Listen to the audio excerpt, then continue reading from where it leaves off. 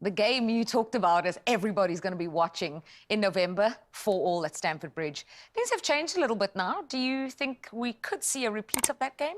I hope we see a repeat, but I doubt we see a repeat. This is much more difficult task for Chelsea, I think, going up to Manchester City. Manchester City, like we've talked about quite often, how they're just finding their groove. This is the business end of the season. De Bruyne back, Haaland back on track last weekend with a couple of goals. For me, this is going to be a very, very difficult game for a Chelsea side. But things are progressing. Chelsea. Listen, if they did somehow get a result, they'd be sneaking into the European positions. No game next weekend, the following weekend, and then they've got a Carabao Cup. So if they could have silverware and be in the European positions, I think that is a project that is starting to come together.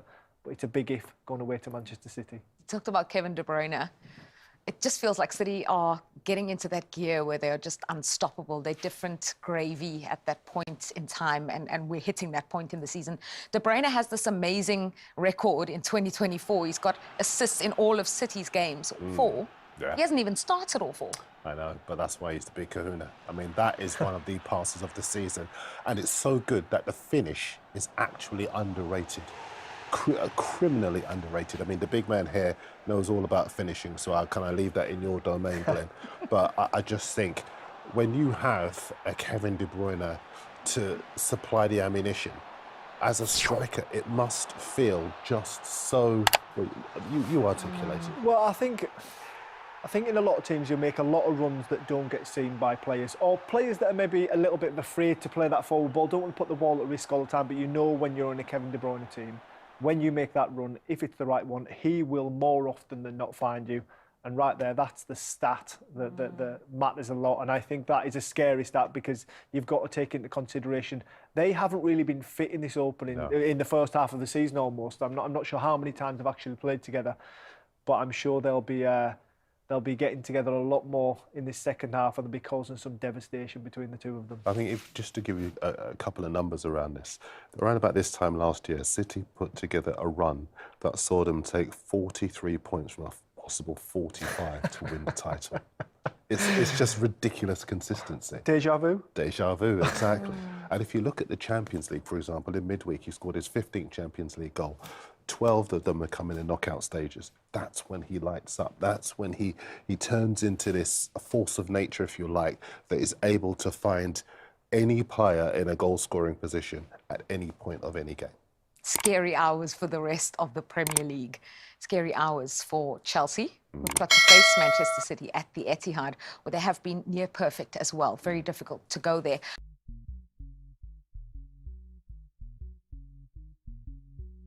Manchester City versus Chelsea at Etihad. Well, this is going to be a tall order for the Blues. I expect Manchester City to continue their recent form. They have been on win form. I can't remember how many. So they have been in top shape. With Haaland coming back, De Bruyne coming back, they are getting their best squad available. Well, Jack Grealish will not be available, but they will have Doku available. And if you're a Chelsea fan, you'd rather face Grealish than facing Doku. So that's just to say that Manchester City will more or less have their full squad ready for tomorrow's game against Chelsea at the Etihad. While the Etihad has been a fortress, not a kind of fortress, a fortress, no disputing that. They are currently unbeaten at the Etihad since November 2022, so they are on a roll there. And at the moment, well, I keep saying that once the turn of the year comes around, City always go on an incredible run, an insane run. Is another turn of the year, January, February. They don't lose games. They don't go off form in this period. I mean, this has been happening for the past 3-4 years, if I'm not wrong. They have been like that. They can be on and off during the first 6 months of the season, but once the second 6 months kicks in from January, they become a different beast. That's when titles are won, and that's why I cannot rule them out of winning this title, even though Liverpool are in a very good shape and very good position. But still, Man City at this point, they don't lose careless games. They have serious experience, I mean, winning titles and chasing league titles. So I expect them to be in top shape tomorrow. I expect them to be a huge test for Chelsea tomorrow.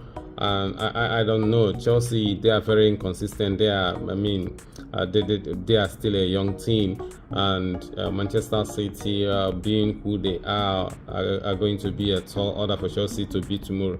But still, this is football. Anything can happen. We remember the 4-4 draw at Stamford Bridge. You know, Chelsea can turn up, but they have to defend very, very well against Manchester City if they want to get anything out of the game.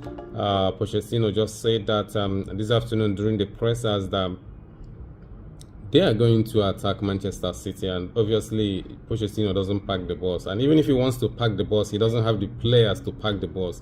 He doesn't have the players that are disciplined enough, that enjoy defending, you know, that want to stalk in and keep a clean sheet. He doesn't have those players. So what he has, he needs to attack teams. And Manchester City is one of the most dangerous teams to attack. But Chelsea do not have much choice here.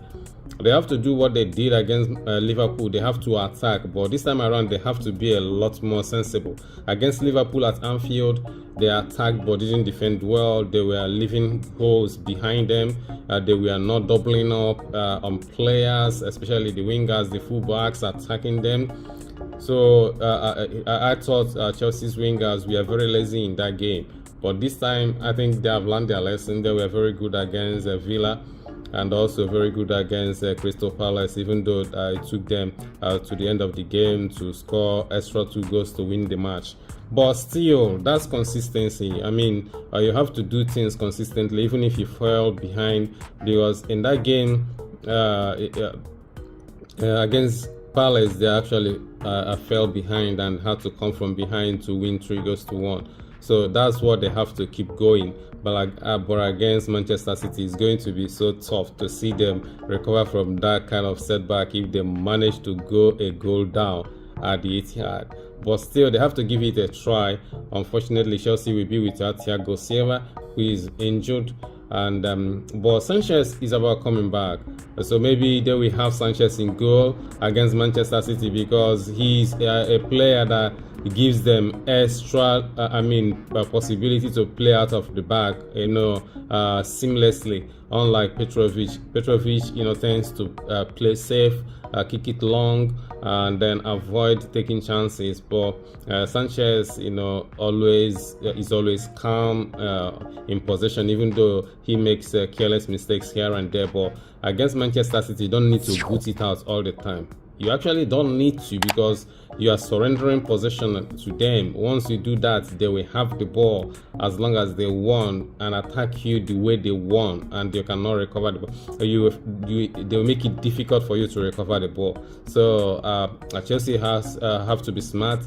The players have to be smart, especially from the goalkeeper, the way he handles the movements of the ball. If Chelsea can break the first press, break the second press, they will have players to attack Manchester City's backline. We saw that at Stamford Bridge. It's all about breaking the first and second press, line of press. Once they can do that, they will have something to play on.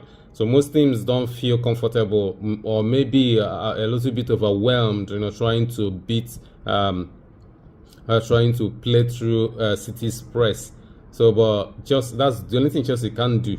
They don't even have a number 9 that can bring the ball down and get other players into play. So they have to play through Manchester City and beat the press, and then attack the back line of Manchester City. If they can do that successfully, they will have a chance of getting something out of the match against Man City at the Etihad. A tall order, but not impossible.